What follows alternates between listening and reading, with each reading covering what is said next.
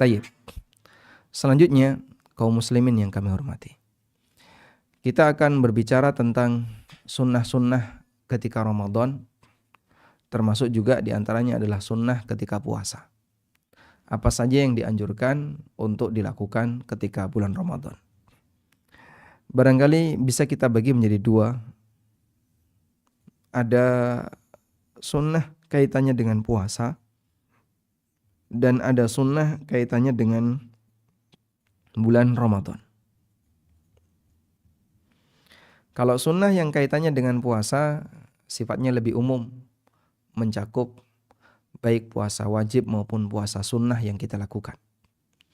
Sedangkan sunnah berkaitan dengan bulan Ramadan, ini dilakukan sepanjang bulan Ramadan, baik dalam posisi kita berpuasa, yaitu siang hari, maupun ketika kita tidak berpuasa, yaitu di malam hari. Tayyib. Saya akan dahulukan yang pertama, sunnah ketika puasa. Di sini saya mengutip keterangan yang disebutkan dalam kitab Minhajul Muslim, karya Syekh Abu Bakar Jabir Al-Jazairi rahimahullah ta'ala. Beliau menyebutkan sunanus saum, sunnah-sunnah puasa. Wahia adalah sebagai berikut. Yang pertama adalah ta'jilul fitri, menyegerakan berbuka.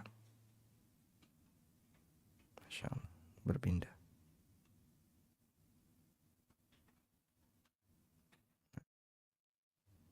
Mohon maaf ya, geser.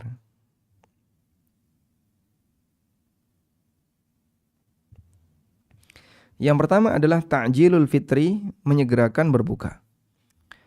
Wa huwal iftaru aqba tahaqquqi ghurubi syamsi, yaitu segera berbuka begitu matahari terbenam. Berdasarkan sabda Nabi SAW, la yazalun nasu bi khairin ma ajjalul fitrah. Manusia akan selalu mendapatkan kebaikan selama mereka menyegerakan berbuka. Dan hadis ini sahih, kita lihat riwayat Bukhari. Wa qauli Anasin radhiyallahu anhu, dan juga kita bisa mengambil dari praktek perbuatan Nabi sallallahu alaihi wasallam. Innan nabiyya sallallahu alaihi wasallam lam yakun liyusalliyal maghrib hatta yuftira walau ala syurbati ma'in. Kata Anas bin Malik, Nabi SAW tidaklah melaksanakan sholat maghrib sampai beliau berbuka, walaupun hanya dengan beberapa teguk air. Dan hadis ini sahih, riwayat At-Tirmidzi, dan dinilai hasan oleh At-Tirmidzi. Baik, sebenarnya kalau orang itu merenungkan, kenapa sih menyegerakan berbuka sampai dikatakan oleh Nabi SAW bahwa masyarakat akan mendapatkan kebaikan. La yazalun nas bi khairin, orang akan mendapatkan kebaikan ketika dia menyegerakan berbuka. Apa pengaruhnya makan lebih cepat dengan makan tertunda, minum lebih cepat dengan minum tertunda? Orang berbuka, dia berpuasa dalam posisi siang hari. Batas siang adalah terbenam matahari. Baik. Sebenarnya kita berbuka dengan mengkonsumsi sesuatu. Yang jadi pertanyaan, apa sih pengaruhnya antara berbuka di misalnya berbuka di sini tepat kita makan misalnya. Makannya makan apa, Pak? Makan kurma atau makan yang lain atau kita minum. Intinya kita berbuka. Udah? Antara di sini dengan di sini.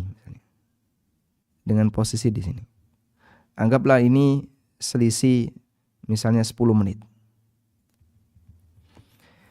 Apa sih pengaruhnya berbuka di titik A dengan berbuka di titik B? Kan sama-sama makan minum. Tapi Nabi SAW mengatakan, menyegerakan berbuka di titik A, orang akan mendapatkan kebaikan. Menunda 10 menit berarti kesempatan itu hilang. Kadang kita berpikir, cuman menunda makan saja itu bisa menyebabkan kesempatan mendapat banyak kebaikan, bisa hilang. Kenapa bisa demikian? Saya sempat merenung, apa yang menyebabkan Nabi SAW itu memotivasi masyarakat, umatnya, agar berbukanya ditaruh di A, di titik begitu matahari terbenam berbuka. Salah satu yang disebutkan dalam hadis yang sahih, bahwa Yahudi, mereka ketika puasa, berbuka itu ditunda. Berbukanya itu ditunda. Kapan? Sampai terbit bintang. Dan terbit bintang itu baru muncul ketika sudah gelap. Kalau maghrib belum kelihatan. Anda bisa perhatikan ya. Begitu adzan maghrib persis, lihat ke arah langit. Cari bintang. Gak nemu Pak, masih ketutup. Dengan mega berwarna merah. Semburat merah itu masih menutupi langit. Sehingga bintang belum kelihatan. Mungkin ada bintang tapi di titik mana jauh. Mungkin nemu di bagian timur ya. Tapi kalau di suasana langit secara umum, bintang belum terbit. Bintang baru terbit ketika mega berwarna merah. Atau yang disebut dengan asyafaq itu hilang. Sehingga dari sini kita bisa lihat bahwa kenapa Nabi SAW meminta kita untuk berbuka di titik A. Begitu terbenam matahari langsung berbuka. Ternyata salah satu di antara rahasianya adalah jangan tiru pendahulu penjahat, yaitu si Yahudi yang mereka berpuasa tapi cara mereka salah. Jangan tiru orang yang salah ketika ibadah. Para penjahat yang menjadi musuh Allah yaitu orang-orang Yahudi, saat mereka berbuka itu ditunda. Sehingga agar kita tidak sama dengan orang-orang jahat Yahudi, maka kita tampil beda dengan cara lebih disiplin. Sehingga berbuka tepat waktu itu bukti disiplin. Dan Allah Subhanahu wa taala ajarkan ini dalam Al-Qur'an, di mana Allah taala berfirman, "Tsumma atimmus siyama ilal lail." Kemudian sempurnakanlah as-siyam. Sempurnakanlah as-siyam ilal lail, sebagaimana yang disebutkan di surat Al-Baqarah ayat 187. Anda bisa lihat di baris bagian bawah ya. Baris bagian bawah yubayyinullah akifun, atasnya al-fajri, sudah. Kemudian lihat di lanjutannya, tsumma atimmus siyama ilal lail. Kemudian sempurnakanlah puasa, laksanakanlah puasa sampai masuk waktu malam. Begitu masuk waktu malam, selesai puasa. Segera berbuka. Dari situ kita diajarkan berbuka tepat waktu, bukti disiplin. Waktu puasa sudah selesai, ya sudah sampai di sini. Nambah-nambahi bukan menambah kebaikan, justru mengurangi nilai kebaikan. Subhanallah. Inilah contoh pendidikan yang diberikan oleh Rasulullah SAW. Sehingga kenapa sampai beliau mengatakan bahwa dengan menyegerakan berbuka itu mendapatkan banyak kebaikan. La yazalun nasu bi khairin, orang bisa mendapatkan banyak kebaikan. Ternyata hikmahnya adalah karena di sini masalah kedisiplinan. Sehingga kita bisa lihat ada dua hikmah di mana kita diajarkan untuk menyegerakan berbuka. Dua hikmah untuk dalam menyegerakan berbuka. Dalam menyegerakan berbuka. Hikmah yang pertama adalah agar beda dengan puasanya Yahudi. Hikmah yang kedua, mengajarkan kita untuk disiplin. Agar lebih disiplin. Baik. Sebagaimana mengawali kita disiplin, mengakhiri kita juga disiplin.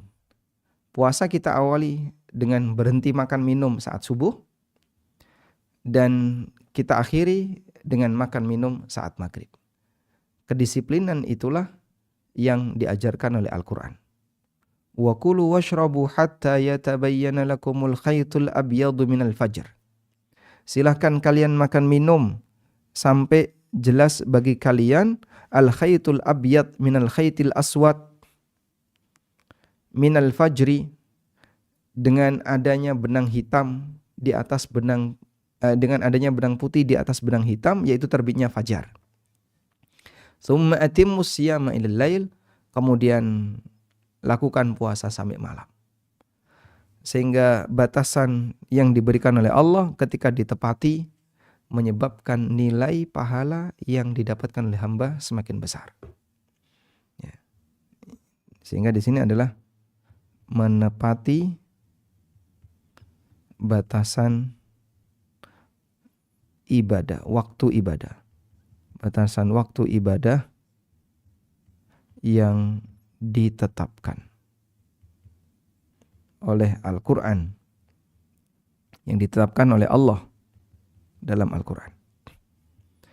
Puasa itu dari subuh sampai maghrib. Begitu maghrib langsung makan, langsung berbuka.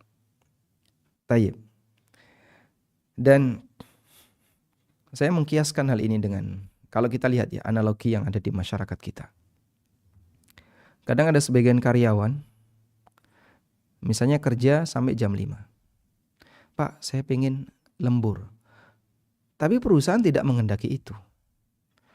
Saya mohon maaf Pak, nggak ada lembur. Jam 5 pulang-pulang. Tapi saya pengen nambah kerja. Bisa jadi justru perusahaan nggak suka ketika ada seorang karyawan yang misalnya jam 5 belum pulang. Kenapa? Oh ternyata ya, salah satu di antara pertimbangannya adalah ini karyawan kalau pulangnya nggak seragam. Nanti perusahaan dalam mengatur misalnya ya, mematikan listrik, mengatur tutupnya gerbang, mengatur ini, repot. Sehingga kalau karyawan dikasih kebebasan, Bapak Ibu, Anda boleh masuk jam berapapun, tapi nanti jam kerjanya harus sekian jam. Misalnya jam kerjanya ditetapkan selama 8 jam. Sehingga kalau masuk jam 10, maka nanti pulangnya jam berapa misalnya? Jadi jam 7. Kalau Anda masuk jam 9, pulangnya jam 6. Masuk jam 8, pulangnya jam 5. Baik. Kalau karyawan diberi kebebasan seperti itu, akhirnya mereka ketika masuk nggak seragam, pulang nggak seragam. Apa yang terjadi? Perusahaan tidak akan bisa ngukur waktu yang tepat. Kapan harus tutup gerbang, kapan harus matikan listrik. Dan ternyata mungkin bagi sebagian perusahaan ini merugikan bagi kami. Masya Allah. Ternyata banyak perusahaan lebih menghendaki, kami berharap mulai jam 8, jangan ada yang telat, pulang jam 5, jangan ada yang nambah.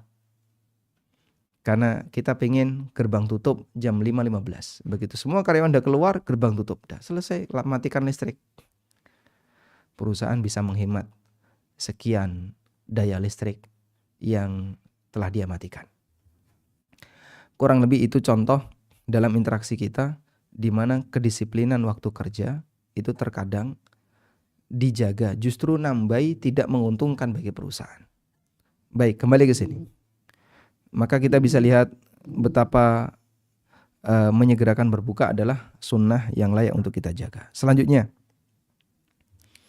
dianjurkan untuk berbuka dengan menggunakan rutop kalau punya, Pak, kurma basah. Kalau nggak ada, kurma kering. Kalau nggak ada, air. Baik. Dan apakah ini dianjurkan ataukah sifatnya karena makanan harian Nabi SAW? Kita baca hadis ini. Anas bin Malik radhiyallahu anhu mengatakan, "Kana Rasulullah SAW yuftiru ala rutobatin." Nabi SAW berbuka dengan kurma basah sebelum beliau sholat. Kalau beliau tidak punya kurma basah, maka beliau kurma kering. Beliau berbuka dengan kurma kering. Kalau beliau tidak punya kurma kering, maka beliau minum beberapa teguk air. Kita lihat footnote 3, hadisnya sahih di footnote 3. Rawahu Abu Dawud Hadis riwayat Abu Dawud dan Imam Ahmad. Sehingga status hadis ini hadis yang sahih. Baik. Kemudian orang bertanya ya, tentang hidangan berbuka. Hidangan berbuka. Hidangan berbuka apakah menyesuaikan daerah? Apakah menyesuaikan daerah? Ataukah yang kedua adalah memilih kurma?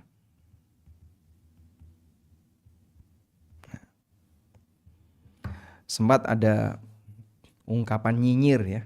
Sebenarnya kalau ini dibahas ilmiah kita menghargai, tapi kalau nyinyir kita jadi nggak suka. Jadi ini orang bilang, ya kalau Nabi SAW dari Jawa mungkin beliau akan berbuka dengan gethuk, bukan dengan kurma. Karena makanan di sini adalah gethuk.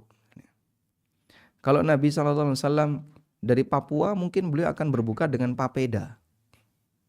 Kalau beliau berada di mana, mungkin beliau akan berbuka dengan bingka, kue bingka. Beliau di mana nanti berbuka dengan bingka Ambon misalnya. Dan aneka ungkapan yang semisal. Tapi ini disampaikan dengan nyinyir. Baik, sebenarnya ulama sudah membahas itu. Kalaupun Anda bahas, apakah berbuka dengan kurma itu sifatnya karena budaya ataukah karena kesengajaan? Jadi di sini ada pertanyaan. Nabi SAW memilih kurma itu karena budaya ataukah karena sengaja? Ulama beda pendapat dalam masalah ini. Dan kita menghargai bagaimana para ulama dalam beristihad, dalam memahami dalil. Ada yang mengatakan bahwa Nabi SAW berbuka dengan kurma itu karena budaya. Di mana kita tahu bahwasanya masyarakat Arab yang namanya makanan ya kurma. Itu budaya mereka. Dan ada yang mengatakan tidak, Nabi SAW berbuka dengan kurma itu sengaja. Sehingga beliau milih kurma walaupun ada pilihan makanan-makanan yang lain. Dan jika kita perhatikan dari keterangan Anas bin Malik radhiyallahu anhu, Anas itu menyebutkan pilihan ketika menceritakan bagaimana cara Nabi SAW berbuka. Kata Anas, Nabi SAW prioritas rutop. Rutop itu apa? Kurma basah. Kalau enggak ada, baru beliau tamar. Ini satu, ini dua. Kalau enggak ada tamar, kalau enggak ada kurma kering, baru air. Ini tiga. Sehingga dalam hadis Anas, di situ disebutkan pilihan. Hadis Anas. Di sana menyebutkan pilihan. Baik. Ada sebagian ulama yang mengatakan, ya yang tersedia ketika itu yaitu. Makanannya adalah kalau enggak rutop, kemudian kurma kering, atau air. Itu yang mereka punya. Baik. Sehingga kenapa beliau berbuka dengan itu? Karena tradisi makanan di sana. Nah, kalau kemudian kita punya tradisi makanan yang berbeda, maka silakan berbuka pakai makanan lokal kalian. Di zaman Nabi SAW tidak ada teh. Adanya susu. Sehingga warna minuman di masa beliau, kalau di tempat kita kan berwarna-warni ya. Semakin jauh zaman, makanan itu semakin berwarna-warni. Bapak Ibu yang mungkin pernah merasakan hidup tahun 80-an, Anda sudah dewasa di tahun 80-an. Variasi makanan tidak seramai di tahun 2024. Sehingga di zaman ini ada banyak makanan baru yang dulu nggak pernah ada di tahun 80-an. Di tahun 90-an variasi makanan tidak seramai di tahun 2000. Demikianlah kondisi kehidupan.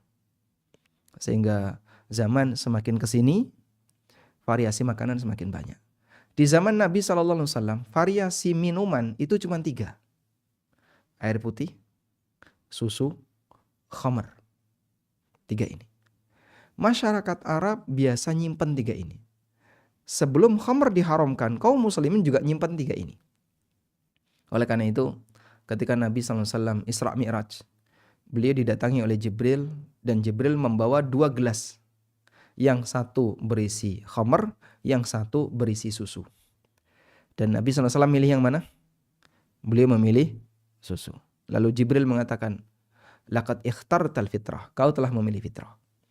Kenapa beliau membawa 2 ini? Karena hampir semua rumah masyarakat Arab punya 2 ini. Variasi minuman yang mereka miliki. Baik. Dan ketika khamr diharamkan, maka variasi minuman kaum muslimin hanya tinggal 2. Kalau enggak air, susu.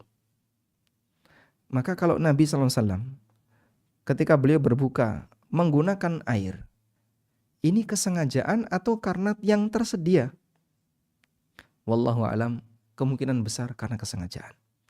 Maka saya lebih sepakat untuk mengatakan pendapat yang menyebutkan Nabi SAW berbuka dengan urutan pilihan tadi, rutop atau kurma basah, kurma muda ya, kemudian kurma kering, lalu air. Beliau membuat hierarki seperti ini, kemungkinan besar itu kesengajaan. Karena variasi minuman ketika itu ada susu. Tapi kenapa Nabi SAW tidak berbuka dengan susu? Nabi SAW lebih memilih air. Dan kalaupun ada nomor 2 atau nomor 1, beliau milih nomor 2 atau nomor 1. Maka beliau dahulukan makan kurma dulu sebelum beliau minum air. Wallahu a'lam, maka saya lebih cenderung mengatakan bahwa hidangan berbuka itu memilih kurma ataukah menyesuaikan daerah? Jawabannya yang kedua. Dengan tetap menghargai adanya pendapat yang mengatakan bahwa hidangan berbuka itu menyesuaikan daerah. Ya, kalaupun ada yang berpendapat hidangan berbuka itu bebas. Baik, itu memang pendapat sebagian ulama. Tapi mohon untuk tidak diungkapkan dengan kalimat nyinyir ya.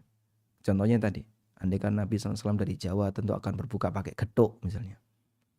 Atau nganggu gorengan. Ya, nggak perlu nyinyir ya.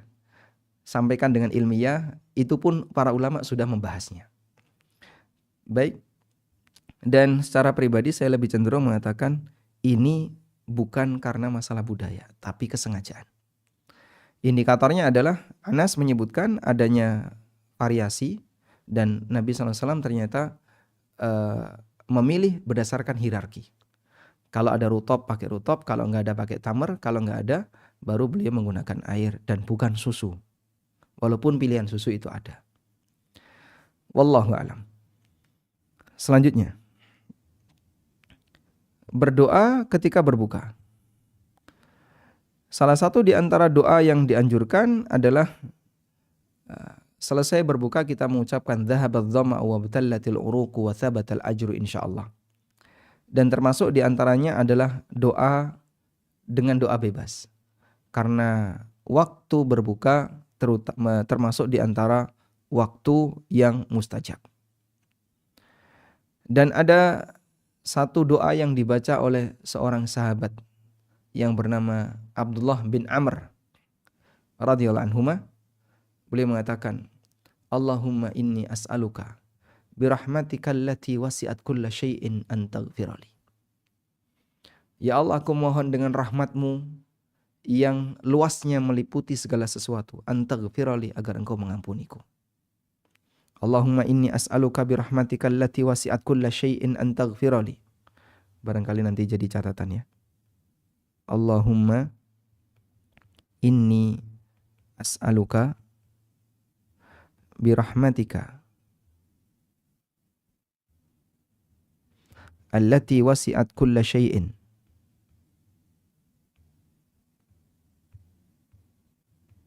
an taghfirali. Ini Anda bisa baca menjelang berbuka. Ya Allah, aku mohon kepadamu dengan rahmatmu yang luasnya meliputi segala sesuatu agar engkau mengampuniku. Baik, insya Allah nanti kita akan memberikan catatan yang lebih lengkap. Selanjutnya adalah sahur, yaitu makan minum di akhir malam dengan niat untuk puasa. Kata Nabi SAW, inna fasla ma baina siyamina wa siyami ahlil kitab aklatus sahar. Pembeda antara puasa kita, kaum muslimin, dengan puasanya ahli kitab adalah makan sahur. Hadis ini riwayat An-Nasa'i, Abu Dawud, dan yang lainnya. Dan Nabi SAW bersabda, tasahharu fa inna fis sahuri barakah. Lakukanlah sahur, karena dalam sahur itu ada keberkahan. Hadis riwayat Bukhari, Muslim, dan Tirmidzi. Dan demikian kehebatan sahur, di mana sahur walaupun hanya beberapa teguk air, orang bisa tahan sampai maghrib. Padahal ya, coba Anda buktikan dalam posisi ketika tidak berpuasa. Saat misalnya tanggal 1 Syawal, Bapak Ibu bangun tidur, kemudian minum 1 gelas air. Sudah? Coba jangan makan, bertahan, dan Anda beraktivitas. Saya yakin jam 10 lemes, Pak. Jam 10 lemes. Jam 12 udah gak tahan. Bahkan kadang kita itu gemeteran. Loh kenapa? Demikianlah anugerah sahur. Yang dikatakan oleh Nabi SAW, tasahharu fa inna fis sahuri barakah. Jadi antara orang yang minum sebelum subuh dengan niat sahur untuk puasa dan minum setelah subuh, mungkin Anda bisa uji coba nanti. Setelah subuh, ya nanti ya setelah Idul Fitri, Anda misalnya setelah subuh minum jam 5 misalnya, atau jam setengah 6 minum, sudah 1 gelas saja. Dah? Kan tidak mungkin niat sahur karena sudah subuh. Sekarang jangan makan, jangan minum. Sampai jam 10, jam 11, gemeter itu badan.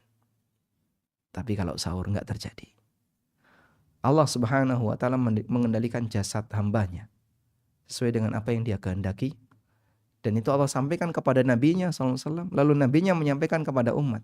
Mengikuti ini, kita bisa mendapatkan dampak baiknya. Baik. Kemudian di antara sunnah yang lain adalah mengakhirkan sahur. Nabi SAW bersabda, la tazalu ummati bi khairin ma'ajjalul fitra wa akharus sahur. Umatku akan senantiasa mendapatkan kebaikan selama menyegerakan berbuka dan mengakhirkan sahur. Dan itu dilakukan tadi ya, dalam rangka untuk menjaga kedisiplinan. Maka bukan hal yang baik ketika sahur didahulukan. Jam berapa Pak sahur? Jam 2 sudah selesai makan minum.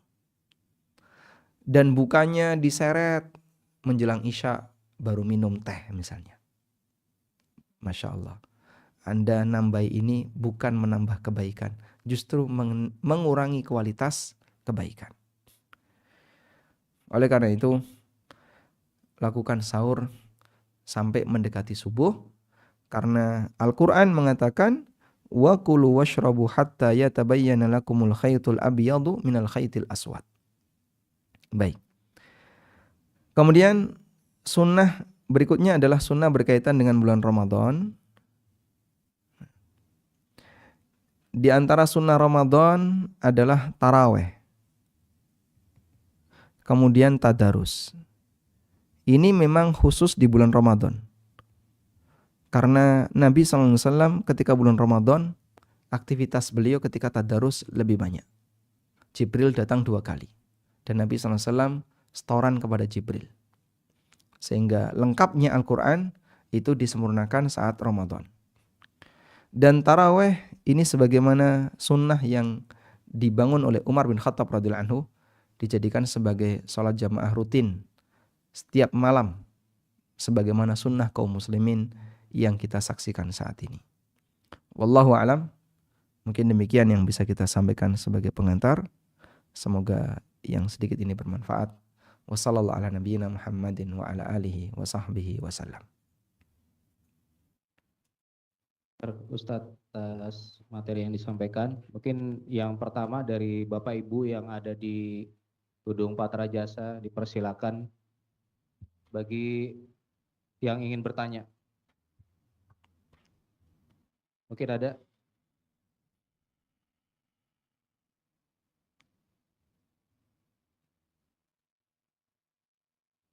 Mas Ilham mungkin dari MS Team ada yang ingin bertanya?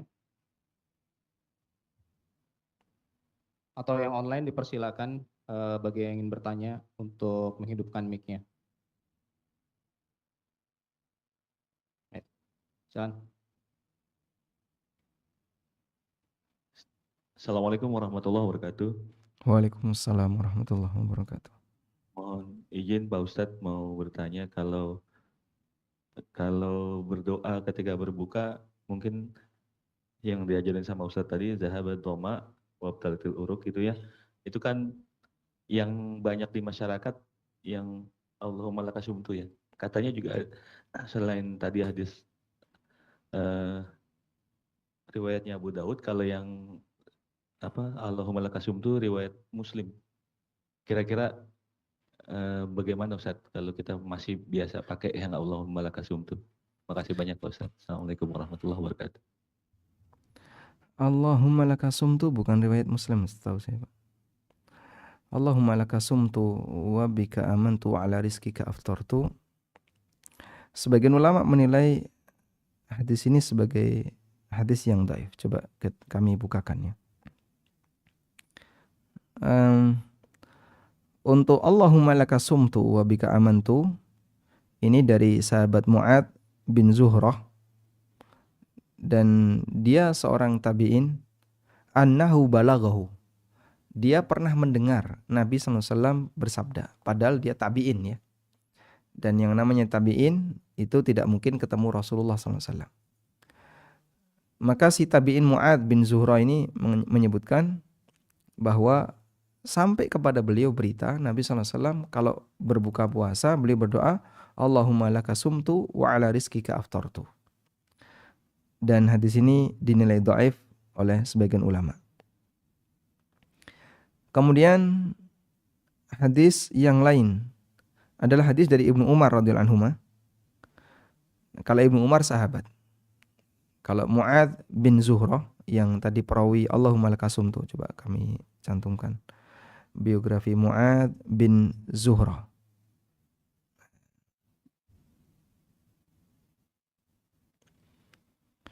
Mu'ad bin Zuhrah Ad-Dabbi, beliau tabi'in dan meriwayatkan dari Nabi SAW secara mursal. Mursal itu berarti ya, nggak ada nama sahabat yang disebutkan. Dan hadis mursal salah satu di antara contoh hadis dhaif. Maka Allahumma lakasumtu kenapa dinilai dhaif? Karena seorang tabi'in meriwayatkan dari Nabi SAW. Baik. Kemudian hadis yang lain, hadis dari Ibnu Umar radhiyallahu anhu, beliau menceritakan kana Rasulullah sallallahu alaihi wasallam idza aftara qal, Nabi SAW ketika berbuka beliau membaca dhahabat dhama'u wa batallatil uruqu wa thabatal ajru insyaallah. Nah, untuk hadis ini diriwayatkan oleh Abu Dawud dan dinilai hasan oleh Syekh Albani. Baik. Dan mungkin hadis ini yang oleh sebagian ulama dianggap sebagai hadis yang lebih bisa dipertanggungjawabkan validitasnya. Kemudian ada anjuran untuk doa bebas. Anjuran untuk doa bebas adalah doa dengan permohonan apapun, pakai bahasa apapun.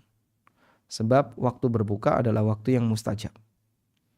Maka kaum muslimin sebelum berbuka, dia bisa minta kepada Allah dengan permohonan apapun. Wallahu a'lam. Baik Ustaz, jazakallahu khairan atas jawabannya. Ini ada pertanyaan juga melalui Japri ya. Apakah tadarus saat awal Ramadan itu harus dimulai dari awal juz atau boleh melanjutkan bacaan yang saat itu sedang dibaca gitu Ustaz?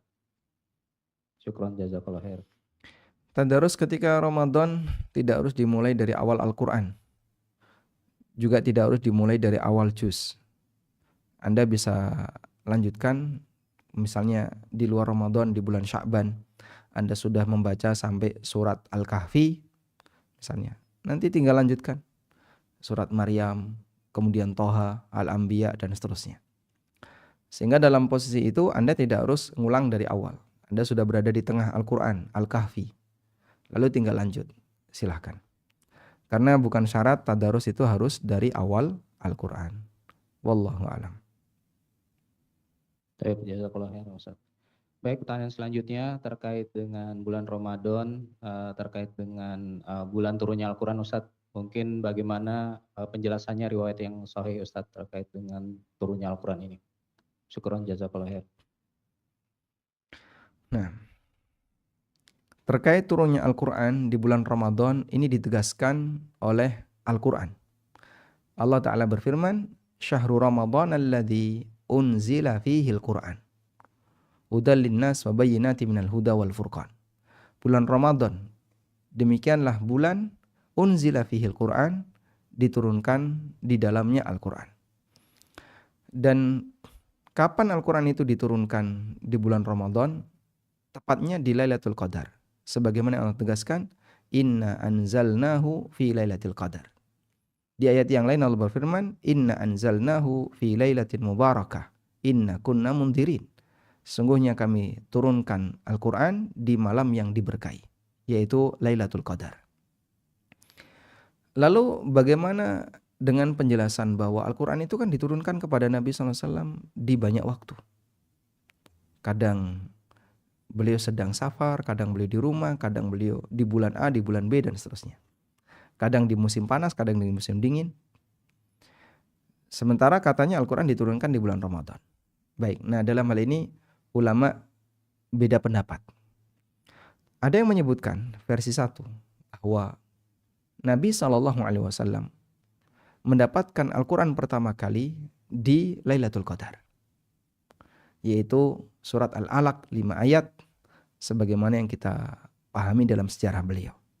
Ketika beliau berada di Gua Hira, kemudian datang Jibril. Lalu Jibril membacakan 5 ayat yang pertama pada Nabi SAW. Iqra bismi rabbikal ladzi khalaq.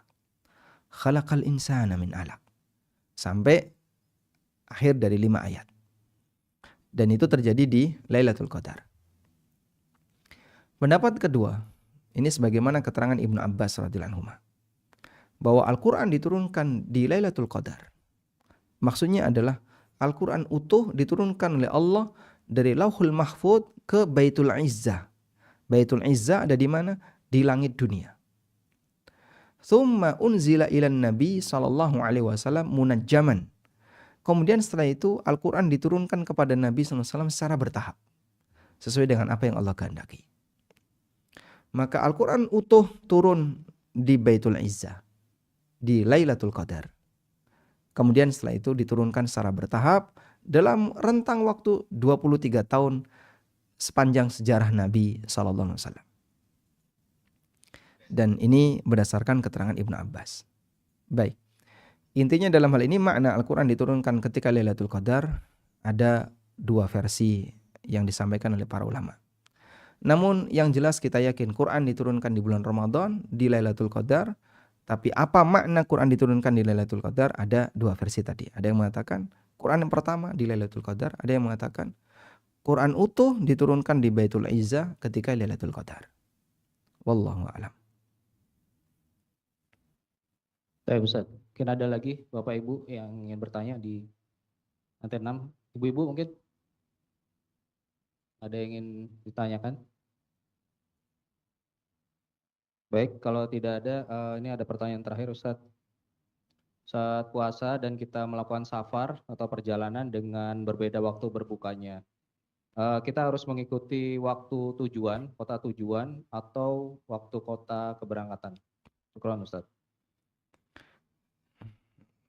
Di mana bumi dipijak, di situ aturan dijunjung. Kurang lebih kaidahnya demikian. Sehingga misalnya sekarang saya berada di Jogja. Maghrib jam 6 kurang 5 misalnya. Kemudian hari ini saya berangkat ke Aceh. Pesawat kurang lebih 2 jam. Sampai di Aceh saya tiba asar misalnya. Baik. Di Aceh maghribnya jam 7 kurang 15. Misal ya. Selisih 45 menit dengan waktu Jogja. Sampai enggak? Mungkin sampai ya. Baik, karena Surabaya dengan Aceh selisih waktu sholatnya itu bisa 1 jam kalau nggak salah. Kalau nggak salah ya, mungkin nanti bisa dicek. Anggaplah misalnya di Aceh maghrib jam 7 kurang 15. Ya. Terus saya sebagai orang Jogja jam 6 kurang 5 Jogja sudah adzan. Tapi di Aceh masih terang benderang. Belum adzan. Boleh nggak saya berbuka? Ya haram. Nanti kalau saya berbuka berarti membatalkan puasa. Ya, kecuali kalau misalnya alasannya safar, itu boleh membatalkan puasa karena safar. Anggaplah misalnya alasan itu nggak ada. Di selisih 1 hari atau 2 hari saya sudah tidaklah safar lagi, kemudian tidak puasa sengaja. Boleh atau tidak? Nggak boleh. Karena yang terjadi saya membatalkan puasa.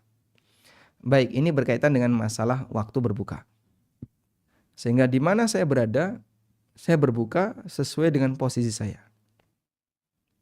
Berikutnya tentang waktu berhari raya. Nah, barangkali ini yang lebih sensitif dibandingkan yang pertama. Waktu berhari raya terkadang berbeda antara satu negara dengan negara yang lain.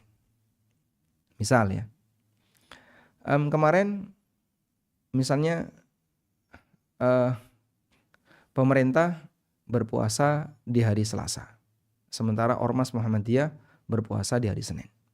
Baik. Lalu ada orang yang puasa di hari Selasa, dia milih di hari Selasa. Setelah itu dia berangkat umroh. Sampai di Saudi, anggaplah misalnya Saudi menetapkan hari rayanya hari Jumat. Sementara pemerintah Indonesia hari rayanya hari Sabtu misalnya. Selisih 1 hari. Baik. Terus kita ketika berada di Saudi, ikut hari raya yang mana? Kalau saya hari raya hari Jumat, berarti puasa saya 28 hari. Karena kemarin puasanya mundur, ini hari rayanya maju, Saudi maju misalnya. Kalau saya kalau saya berhari raya ikut pemerintah, maka di Saudi, di Mekah mereka berhari raya, kita masih puasa. Di sana sudah Idul Fitri, sementara kita masih puasa. Terus apa yang harus dilakukan? Wallahu a'lam, kembali kepada prinsip tadi. Di mana Anda berada, di sana berlaku aturan sesuai dengan posisinya. Sehingga ketika Anda di Mekah, maka Anda berhari raya sesuai dengan tanggal Mekah, kalender Mekah. Nah, saat Anda berhari raya sesuai dengan kalender Mekah, maka ketika puasa Anda jadi 28 hari misalnya. Berarti kan kurang ya, nanti diqadha tambahi 1. Karena yang namanya 1 bulan nggak ada 28, minimal 29. Sehingga nanti pasca Ramadan diqadha 1 hari. Wallahu a'lam. Baik Ustadz, mungkin pertanyaan terakhir, bagaimana ciri-ciri orang yang mendapatkan Lailatul Qadar? Ustadz. Barangkali pertanyaannya sama dengan bagaimana ciri orang bertakwa, ciri orang yang sholatnya diterima, bagaimana ciri orang yang puasanya diterima. Baik, tadi Bapak Ibu yang sekarang ada di lokasi di Gedung Patra Jasa, Anda baru saja menyelesaikan sholat duhur berjamaah. Coba lihat di kening masing-masing. Apa bedanya antara yang sholatnya diterima dan yang tidak diterima? Coba dilihat Pak. Ada bedanya nggak Pak? Apakah ada perubahan corak muka antara yang diterima dan yang tidak diterima? Tidak Pak, rasanya sama saja itu. Kalau yang beda antara yang wudu dan yang nggak wudu kelihatan ya. Antara yang basah dan yang tidak basah. Tapi kalau memastikan ini diterima atau tidak, dilihat dari mukanya nggak kelihatan. Dia dari mana nggak kelihatan? Sebab ini gaib. Maka hal gaib biarkan jadi gaib. Sehingga dalam masalah gaib itu, semangat yang kita lakukan adalah berjuang untuk mendapatkannya. Tanpa memastikan. Namun diiringi dengan harapan. Sehingga lihat di sini ya, berjuang untuk mendapatkan, diiringi dengan harapan, tanpa memastikan. Disitulah semangat seorang hamba akan terjaga. Ketika Anda merasa, saya tadi sudah sholat duhur, saya nggak yakin sholat saya diterima. Lalu Anda iringi dengan harapan. Bentuk harapannya gimana? Anda iringi dengan doa. Ya Allah, terima sholat saya. Allahumma taqabbal minna. Dan kita tidak memastikan. Sehingga ketika masuk sholat berikutnya, kita berusaha untuk sholat dengan maksimal. Biar sholat kita diterima. Sholat berikutnya juga seperti itu. Demikianlah cara seorang mukmin menjaga semangatnya. Andaikan ya, suasana ibadah kita itu seperti orang dapat rapot yang di situ ada tertuang nilai dari masing-masing mata pelajaran. Dia dapat 100, duhur 100 misalnya. Mungkin dia akan merasa sangat puas, akhirnya bisa jadi membuat dia nggak sholat duhur. Saya kemarin udah dapat 100, sekarang tak bolong 1. Kan nanti 1 itu minus sekian toh. 100 paling kurang berapa? Itu bisa berbahaya. Kurang lebih sama. Lailatul Qadar juga demikian. Antara orang yang dapat dan orang yang nggak dapat nggak bisa dibedain. Tayyib. Namun kita punya harapan diiringi dengan doa. Mohon kepada Allah. Ya Allah, anugerahkanlah aku untuk bisa mendapatkan Lailatul Qadar. Tapi kita tidak bisa memastikan. Lalu ada ciri malam. Namun ciri malam itu diletakkan oleh Nabi SAW pasca kejadian. Malam Lailatul Qadar itu ketika pagi matahari terbit, tidak terlalu terang dan tidak terlalu menyengat panas dan tidak redup. Tapi cahayanya lebih nyaman untuk dirasakan. Yang kayak gini kan Lailatul Qadar sudah berlalu. Cirinya ciri siangnya. Kemudian misalnya di pagi hari turun hujan misalnya. Itu kan sudah berlalu. Baik, intinya apa yang dirahasiakan oleh Allah kita biarkan sebagai rahasia. Lalu yang bisa kita lakukan adalah berupaya, kemudian diiringi dengan harapan tanpa memastikan. Wallahu a'lam. Baik Ustadz, mungkin itu tadi pertanyaan terakhir, mungkin untuk penutupnya pada Ustadz. Apa yang kita sampaikan ini semoga menjadi catatan yang bermanfaat baik bagi saya pribadi maupun jamaah sekalian. Semoga Allah Ta'ala memudahkan kita untuk bisa banyak beribadah di sepanjang bulan Ramadan.